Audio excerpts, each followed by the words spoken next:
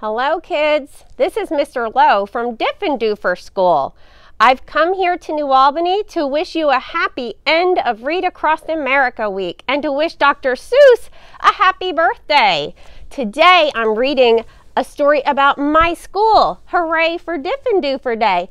It was actually written by Dr. Seuss with some help from Jack Prelutsky and Lane Smith. I hope you enjoy this story. It's a great story about a school that overcomes a challenge together by working together. Hooray for Diffendoofer Day by Dr. Seuss, written with help from Jack Prelutsky and Lane Smith.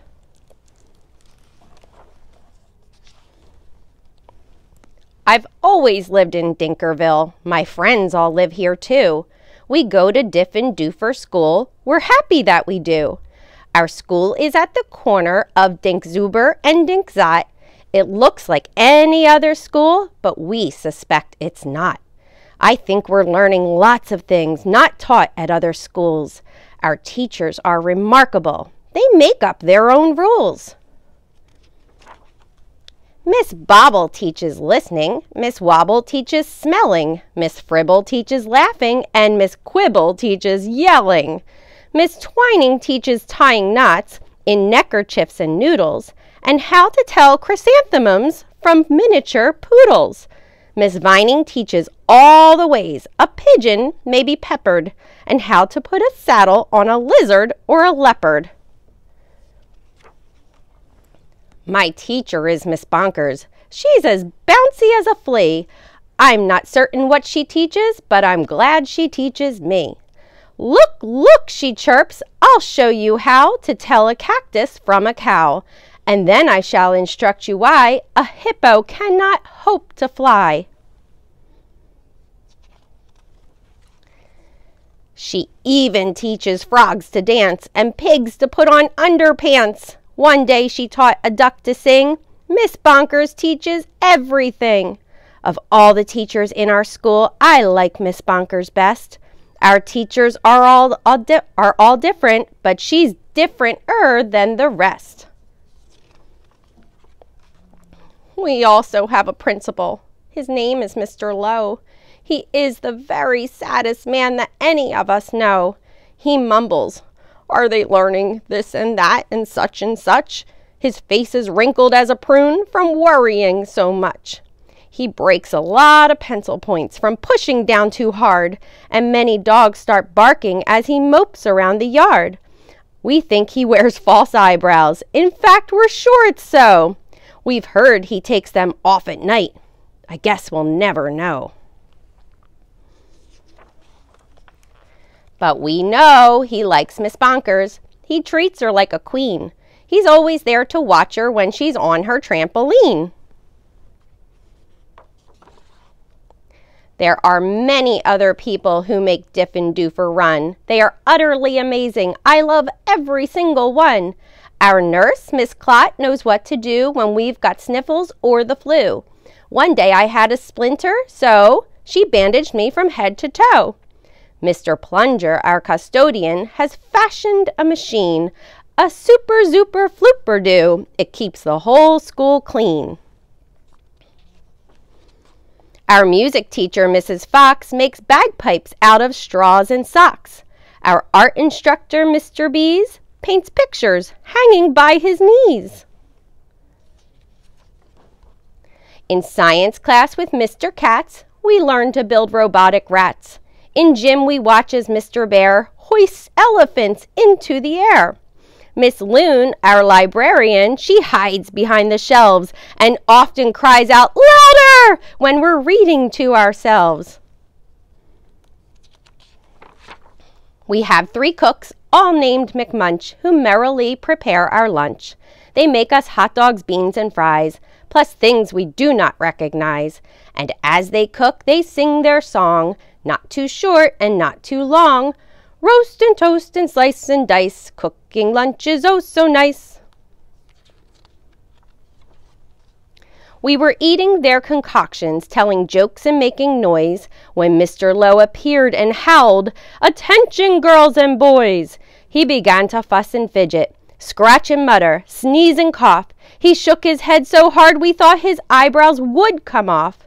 He wrung his hands, he cleared his throat, he shed a single tear, then sobbed, "I've something to announce, and that is why I'm here.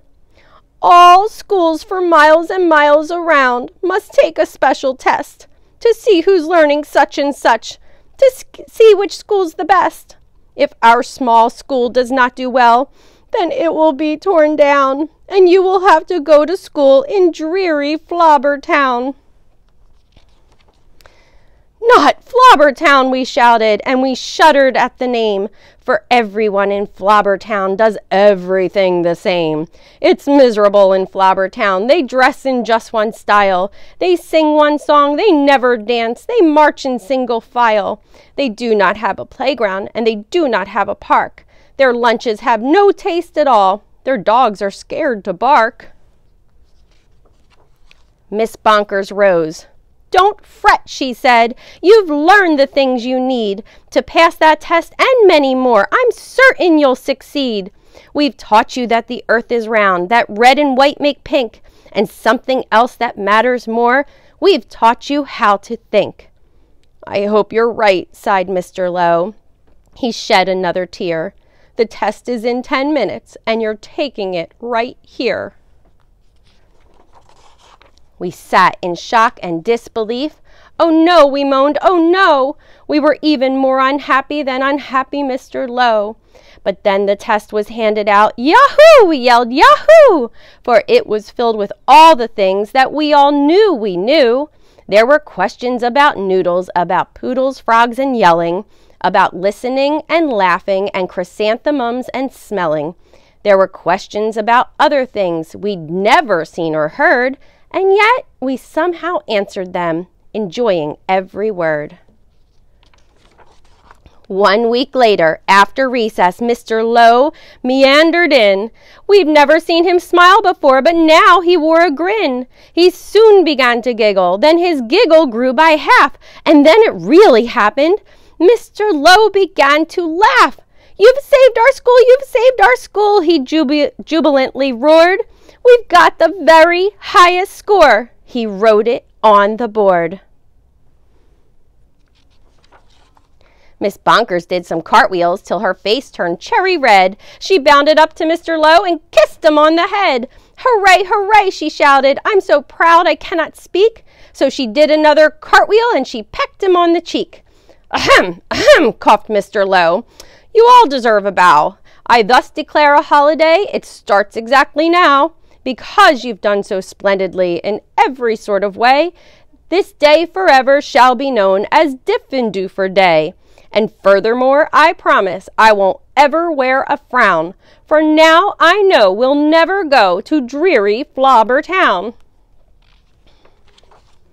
Then we held a celebration. There was pizza, milk, and cake. Like everyone, I ate too much and got a bellyache. We laughed and whooped and hollered the entire school day long. Then we all sang triumphantly the Diffendoofer song. "We love you, Diffendoofer School, we definitely do. There surely is no other school that's anything like you. You're gribulous, you're grobulous. Each day we love you more. You are the school we treasure and unceasingly adore. Oh, finest school in Dinkerville, the only one as well. We love you, Diffendoofer School, much more than we can tell. You are so Diffendooferous, it gives us joy to say, 3 cheers for Diffendoofer School. Hooray, hooray, hooray!